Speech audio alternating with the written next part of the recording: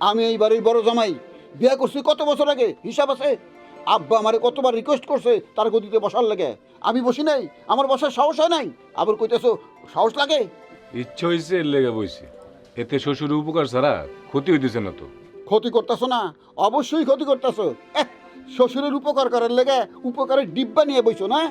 উপকারের নামে তুমি যে কি ধান্দাবাজি করবা এটা আমি বুঝি না। আহা দুলা ভাই, আপনি ধান্দার কি দেখলেন? আমি তো এখানে ভালো মনে করে বসছিলাম, এর মধ্যে আপনি ধান্দা পেলেন কই? আপনি যদি ধান্দার কোনো গন্ধ পাইয়া থাকেন তাহলে আপনার নাকের সমস্যা আছে। শুনেন, একটা কাজ করেন, আপনি নাকের ডাক্তার দেখান, ভালো ডাক্তার। টাকা পয়সা লাগলে আমি ক্যাশ থেকে এখনই দিতেছি।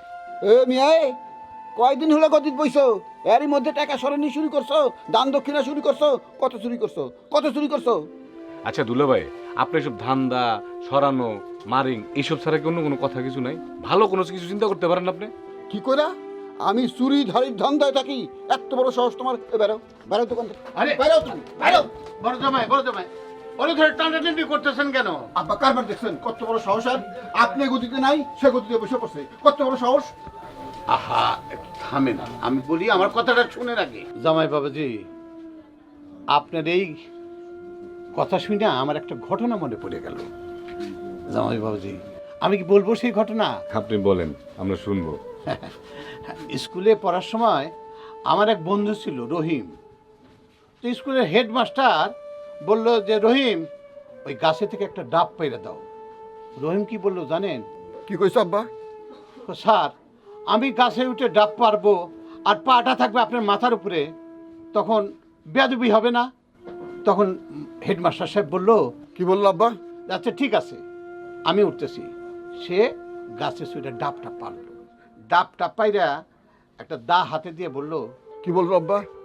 রহিম, ডাবটা খাইতে দাও। কি বলেন? আমি আপনার মুখের সামনে দা উঁচে করে ধরবো? না না, এই এত বড় বেয়াদবি আমি করতে পারবো না। তখন হেডমাস্টার করলো কি, কি করছো আব্বা? নিজেই কাটলো, নিজে কাইটা দিল, বলে যে, খাও। স্যার, আপনি আমার গুরুজন, আপনার কথা অমান্য করি কিভাবে? দেন। সে পানিটা খাইলো। লোকটা ভদ্র ছিল। সাব্বাস, বাপের বেটা রহিম কত বড় বালা কাম করছে। হ্যাঁ, কি বাঁচে আছে আব্বা? হ্যাঁ, পায়ে ধরে একটু সালাম করতাম।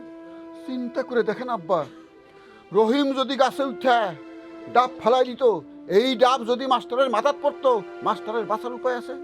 তারপর রহিম যদি দাও দিয়ে ডাব কাটতো, এই দাও যদি সুইটটা গিয়া মাস্টারের মুখে পড়তো, অ্যাক্সিডেন্ট হইতো না? কত বড় অ্যাক্সিডেন্ট! হায় রে রহিম, এত বুদ্ধি তোর মাথাত! বাবা তুই কই? আয়, তোর পাও ধুয়ে পানি খাই। জামাই বাবাজি, আপনি টেনশন করেন না, আপনি বাড়িতে যান তো, আমার কন্যারা আপনার জন্য অপেক্ষা করতেছে। যান। আমি যাইতেছি আব্বা, কিন্তু আপনি এটার বিচার করে ছাড়বেন। এ আব্বা, এটা ভাঙ্গার ব্যবস্থা করেন তো, কাস্টমারের ডিস্টার্ব। চশমা খুলে আনেন, তাহলে তো ধাক্কা খান না। আপনি কিছু মনে করেন না, বসুন বসুন বসুন বসুন বসুন বসুন। আল্লাহ। আব্বাজান,